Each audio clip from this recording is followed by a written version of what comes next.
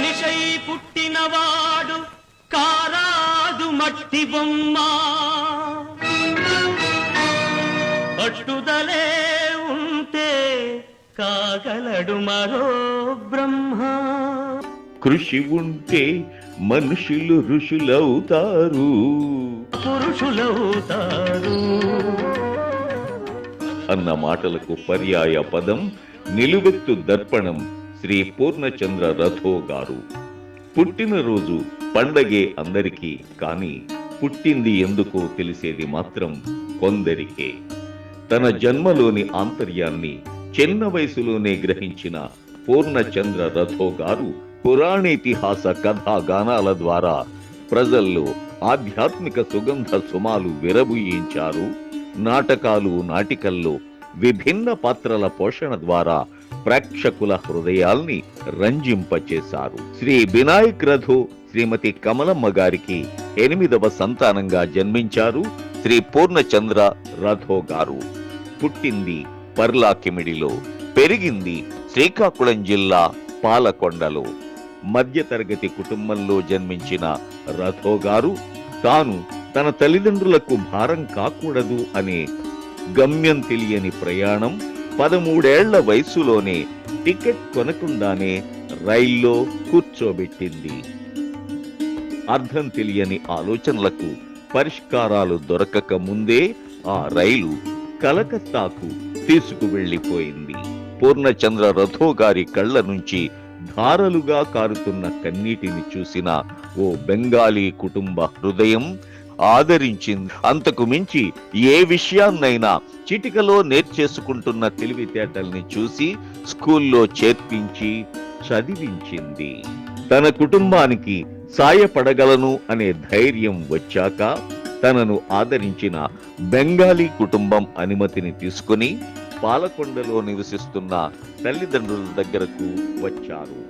బాల్యం నుంచే దైవభక్తి, సాంస్కృతిక కార్యక్రమాల పట్ల అమితమైన ఆసక్తి ఉండడం వల్ల పూర్ణచంద్ర రథో గారు ఎక్కడ భజనలు, నాటకాలు, నాటికలు జరుగుతూ ఉన్నా ఆసక్తిగా చూసి ఇంటికి వచ్చిన తర్వాత ప్రాక్టీస్ చేస్తూ ఉండేవారు.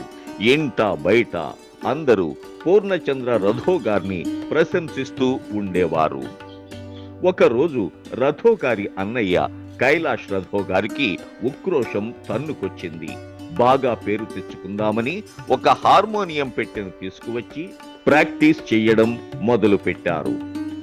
ఎంత సాధన చేసినా ఆ విద్య ఆయనకు అబ్బలేదు. ఎందుకు పనికిరాని పెట్టి అని తిడుతూ ఆ హార్మోనియంను విసిరి పారేశారు. విసిరి పారేసిన అదే హార్మోనియం పెట్టెను దైవానుగ్రహ వరప్రసాదంగా భావించి తదేక దీక్షతో సాధన చేసి సంగీత సాగర మథనం జరిగించి రాగామృత సుధల్ని వెలుపలికి రప్పించి అసంఖ్యాక జనావళికి పంచడం ప్రారంభించారు. కాలగమనంలో కొన్ని వేల కార్యక్రమాలకు నేపథ్య సంగీతం అందించి ఉత్తమ హార్మోనిస్టుగా పేరు ప్రఖ్యాతులు సంపాదించుకున్నారు శ్రీ పూర్ణచంద్ర రథో గారు. రథో గారు ఆంధ్ర యూనివర్సిటీలో చిరుద్యోగిగా స్థిరపడి అందరికీ తలలో నాలుకలా ఉంటూ మంచి పేరు తెచ్చుకున్నారు.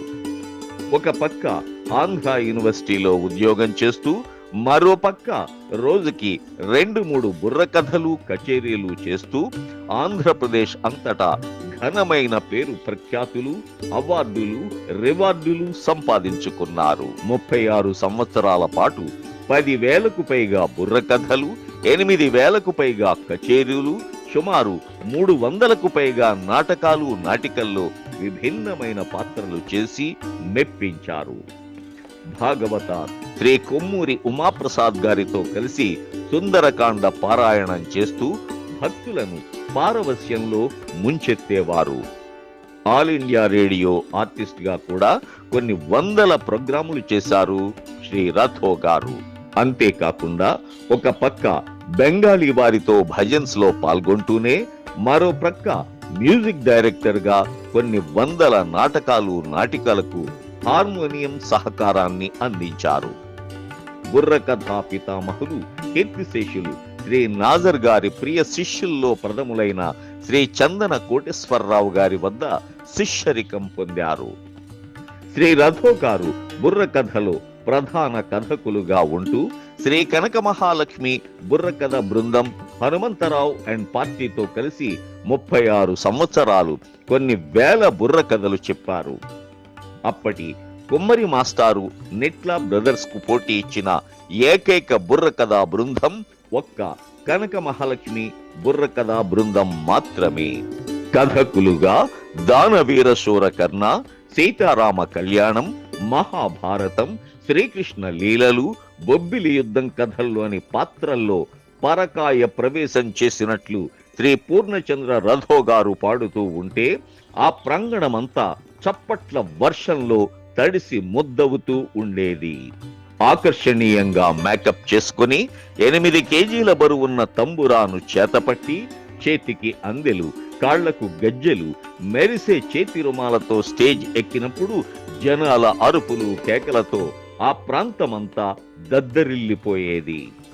బుర్రకథా కళాకారుల్లో కలికి తురాయి సన్మానాలు అందుకున్నారు శ్రీ రథో గారు. బుర్రకథ చెబుతున్నప్పుడు మధ్య మధ్యలో శ్రీ పూర్ణచంద్ర రథో గారు పాడే సినిమా పాటలు శ్రోతల్ని ఉర్రూతలూపేసేవి. శంకరా నాద శరీరాపర, జననీ జన్మ భూమిత్స, పల్లవించవా నా గొంతులో, ఇలా చెప్పుకుంటూ పోతే ఎన్నెన్నో గీతాలు ఆయన గళం నుంచి వెలువడుతూ ఉండేవి. ఒక సింగర్ గా చెంచులక్ష్మి పాటల పోటీల్లో ప్రథమ బహుమతిగా 25 తులాల వెండి కప్ను శ్రీ అక్కినేని నాగేశ్వరరావు గారి చేతుల మీదుగా అందుకున్నారు. ఒక ఆర్టిస్ట్ గానే కాకుండా క్యారమ్స్ ప్లేయర్ గా మహాత్మా గాంధీ క్లబ్ అల్లిపురం, కంచరపాలెం క్లబ్ల నుండి బెస్ట్ ప్లేయర్ గా కూడా ఎన్నో బహుమతులు అందుకున్నారు. ఇచ్చిన మాటకి కట్టుబడి ఉండే ఉన్నత వ్యక్తిత్వం కలిగిన ఒక మంచి కళాకారుడు రథో గారు. సామాజిక బాధ్యత పుష్కలంగా ఉన్న కళాకారుడాయన. దివిసీమలో ఉప్పెన సంభవించినప్పుడు నేను కూడా నా వంతుగా ఏదో ఒకటి చెయ్యాలి అనే తపనతో వీధుల్లో బుర్ర కథలు చెబుతూ, పాటలు పాడుతూ కొంత మొత్తాన్ని, దుస్తుల్ని సేకరించి దివిసీమ ఉప్పెన బాధితులకు అప్పటి కలెక్టర్ గారి ద్వారా అందజేసిన సేవా తత్పరుడు ఆయన. తనకు వచ్చిన విద్య 10 మందికి నేర్పించడం అంటే పూర్ణచంద్ర రాథో గారికి ఎంతో ఇష్టం. బుర్రకథ, కీబోర్డ్ మరియు క్యారం బోర్డులలో మెళకువల్ని అందరికీ వివరంగా చక్కగా చెప్తూ ఉండేవారు. జీవించినంత వరకు కళాసేవ చేస్తూనే, అందరి అభినందనలు అందుకుంటూనే గతేడాది ఇదే నెల నవంబరు 29వ తారీఖున నిద్రలోనే తుది శ్వాస విడిచారు. ఆయన ఆత్మకు శాంతి కలుగునుగాక.